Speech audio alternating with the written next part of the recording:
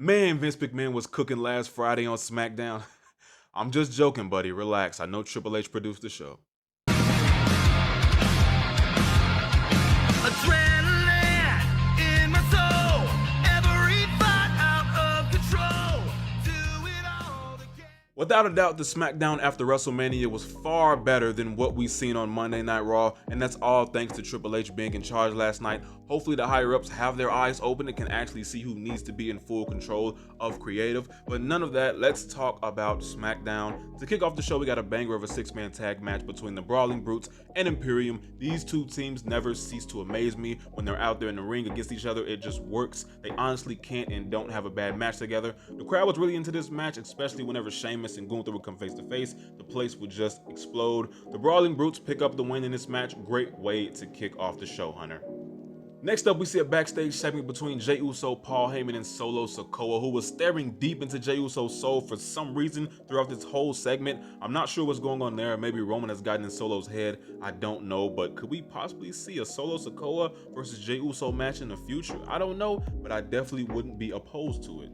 So Jay walks in and asks Paul and Solo if they've seen Jimmy, only to find out that Roman had Jimmy stay home last Friday so that main event Jey Uso could finally handle the Sami Zayn situation later on tonight.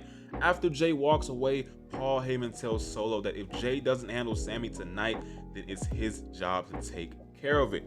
Now we get into our second matchup of the night. We get Ivar going one-on-one with Ricochet. That is definitely a Triple H match. Vince McMahon would never, ever give Ricochet a spotlight.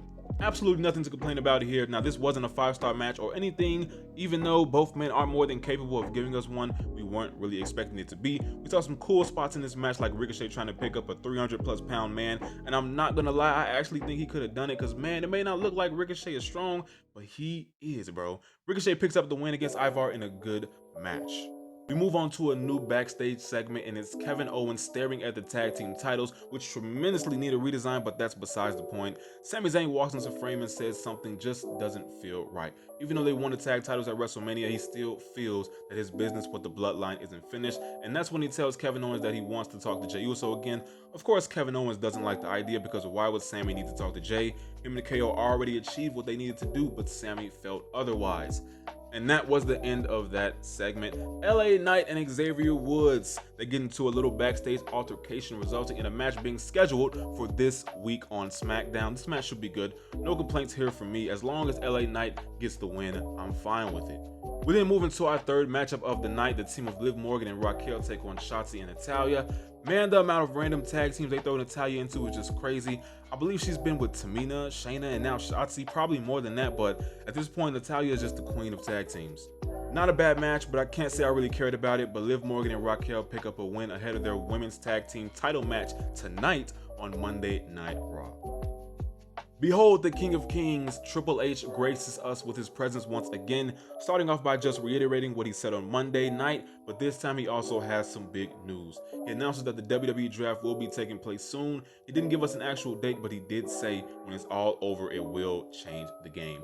I'm excited for the draft. Hopefully Vince doesn't get involved, but I'm strongly sure that he will be involved. But I hope we see some NXT call-ups, maybe a debut or a new signing. I don't know, because there have been reports going around that Vince McMahon has put a hiring freeze on, so I don't know what we're going to see. But Triple H then introduces the SmackDown Women's Champion Rhea Ripley, which will lead us into the next segment of the show. Rhea got a good pop from the fans. I don't know, man. Could WWE possibly turn Rhea Ripley back into a babyface sometime soon? I don't know, but each member of the Judgment Day has something to say here. Rhea talked about her title win. Finn talked about Edge. Damian Priest talked about what happened with Bad Bunny on Monday Night Raw the following week.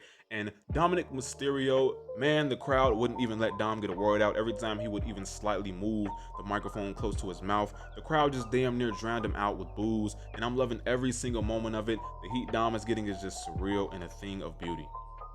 Rey Mysterio's music then would hit, and out comes the new LWO, and I'm already loving this new faction here with Rey and Legado, and I'm pretty sure it's safe to say that the LWO and Judgment Day might have a match at this year's upcoming Backlash.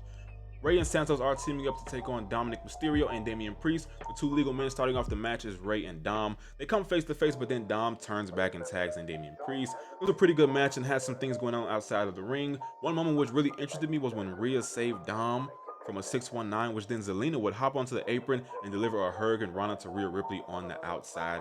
Make it official already. Give us Rhea versus Lilina for the SmackDown Women's Championship at Backlash. I think a lot of people would like to see this, and it also plays into the feud that's already getting started between LWO and the Judgment Day. Damian Priest picks up the win for his team in this match by pinning Santos. Although I hate seeing my boy Santos being defeated, I know his time to shine will come soon. My boy Shinsuke Nakamura is set to return this week on SmackDown, and I couldn't be more excited, man. We're gonna see what's gonna happen. I've been wondering just when WWE is going to revive Shinsuke's career, and it's finally starting this week. If Vince doesn't mess it all up, I pray he doesn't, but we shall see. Now turn to another backstage segment where we see Sami Zayn looking for Jey Uso to try to break through to him once again. It doesn't seem to be working, but just then when we hear a crash and screaming from around the corner, once we get over there, we see that Solo Sikoa had attacked Kevin Owens. Sami runs over to Kevin Owens and Jey Uso is right behind him, but he just stands there and looks as everything is going on. This would then lead right into the main event, Jey Uso versus one half of the Undisputed Tag Team Champion, Sami Zayn. We got some outside interference by Solo Sikoa, who gave Sami Zayn some more spike while the ref was distracted with Jey, who then delivers a super kick to Sami Zayn, and that's it. Jey Uso gets the win. But after the match, Solo isn't done. He goes for a Samoan spike on Sami once again, only to be stopped by Jey Uso. The crowd gives a big pop. They think Jey is siding with Sami, only for Jey to hit Sami with a super kick to the face and lays him down. Jey begins to smirk and tells Solo to get a chair, but then out comes Matt Riddle, who has his own history and issues with the bloodline himself. He fends off Jey and Solo, coming to the aid of Sami Zayn, and then the show goes off air. Now, when Matt Riddle returned, I tweeted, it would have made more sense for Matt Riddle to return tonight and not on a wasted segment with The Miz on Raw. But here we are. The show was still good, and it was much, much better than the Raw after Mania. But tonight is Monday Night Raw, and I don't know what's going to go down. We don't know if Vince is going to be running it, sending out his 50 rewrites in the middle of the show. We're just going to have to see, but hopefully it's good and hopefully it's watchable. But that's it for today's video. Like always, let me know your thoughts and opinions, and I will see you all in the next video.